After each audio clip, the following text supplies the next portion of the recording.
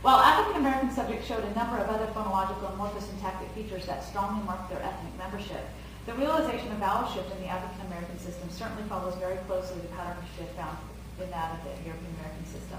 Based on census data and patterns of segregation in Memphis schools and neighborhoods, Memphis still shows little evidence of racial integration, a fact that makes the presence of predominantly white vowel shifts in the African American participant systems even more surprising, and suggests that this similarity should not be viewed as evidence of convergence, but rather a similar alignment towards external norms and pressures.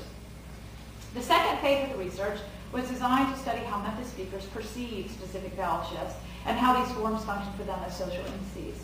This task was approached by having speakers rate samples of speech which had been acoustically manipulated so that the sample speakers were actually several guises of the same speaker with different vowels shifted according to southern or northern vowel positions.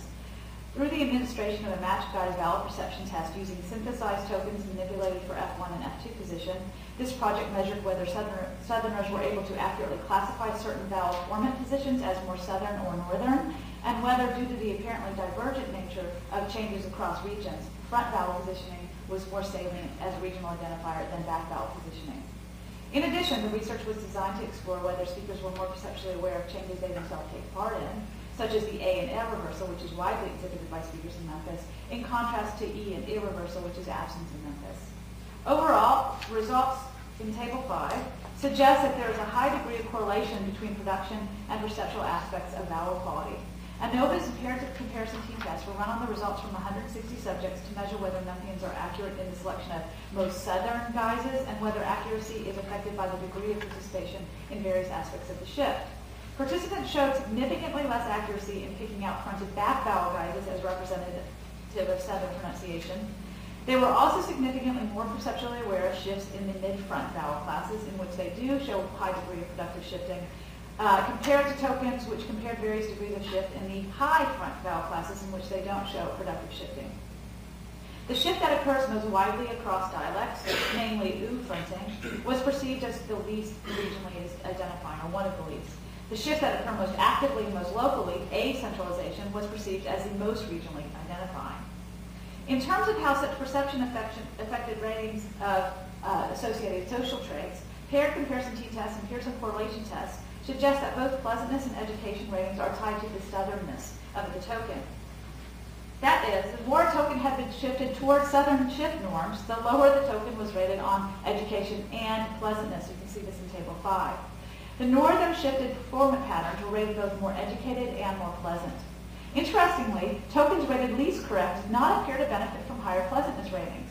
That is, Memphians did not appear to find their own vowel production particularly pleasant, nor did they find it more pleasant than northern speech, despite its lower ratings on correctness scales. These results contrast with those found in many attitudinal studies that suggest speech ranked low on competence intelligence scales is often ranked much higher on solidarity scales.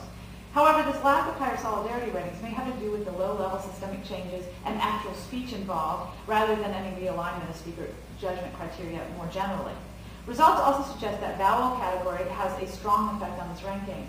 The vowel classes that were most perceptually salient as southern variants, according to the results from the southernness accuracy portion of the test, were also rated least educated and least pleasant.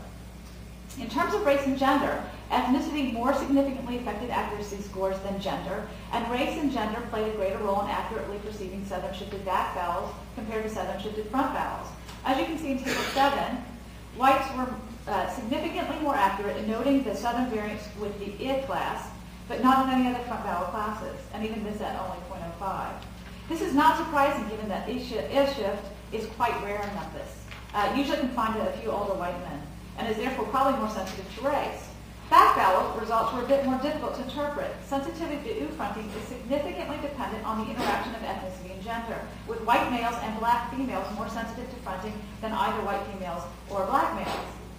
These differences do appear to correlate with the results from the production study discussed above, which suggests that â fronting productively is led by white males and then subsequently by black females, with then white females and then black males lagging behind, so in exactly the same order.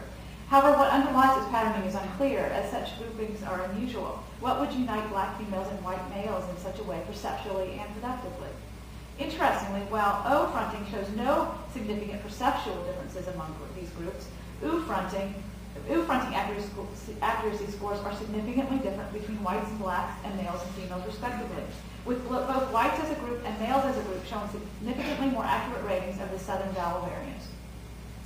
What appears to emerge is that whites overall, and white males most strongly, are more sensitive to the shifts occurring in local variety, whether these shifts affected front vowels or back vowels.